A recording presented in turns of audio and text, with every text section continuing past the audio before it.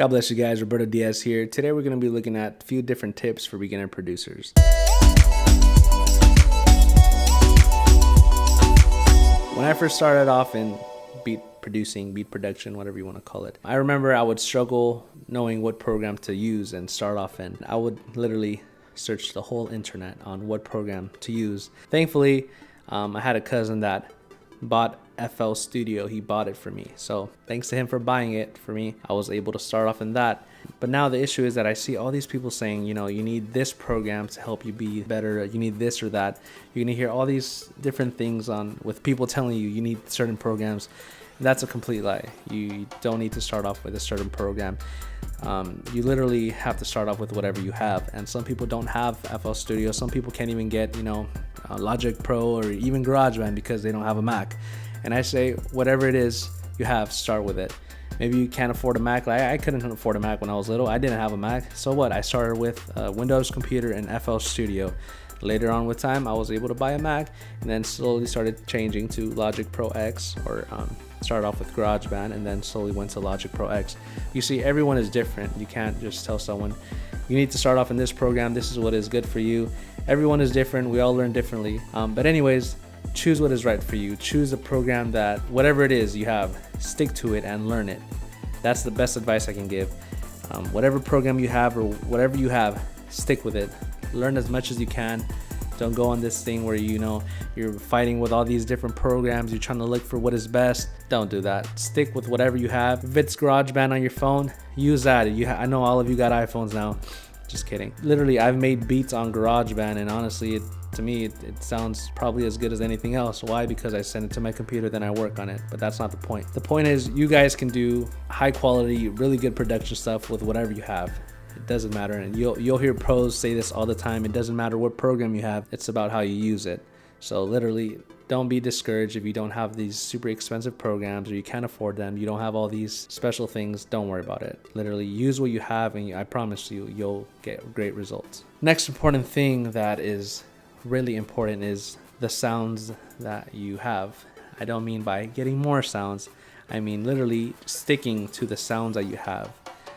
Like I said earlier, choose a program, stick to that program. These programs now come with a few different sound packs, and why I say this is because I remember when I would first start off, trust me, I would download the whole entire internet, buying all these plugins, buying all these programs, searching, looking, and wanting the best. I remember I would search for hours, and literally I would download, and I had all these amazing sounding drum kits. These drum kits would sound crazy, right? They had these crazy hits, these hi-hats, everything. It was a complete drum kit, but what I was missing was skill. I had all these different sounds, but now I didn't know how to put them together. Why? Because I focused too much on the sounds, and that's something that I like to tell people in the beginning. Don't focus too much on all these sounds.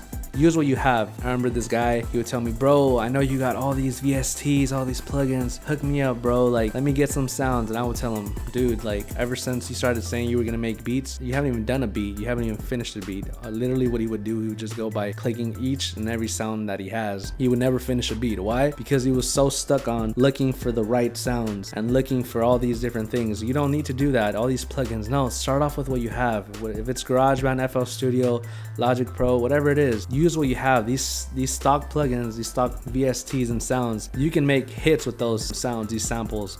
You don't need all these expensive things to start off with. Literally use what you have and learn how to use them, and you can get some great results. The last and the most important thing for you guys starting off in beat production, producing beats, finish your tracks, man. Finish your tracks. I remember when I first started off, I was stuck.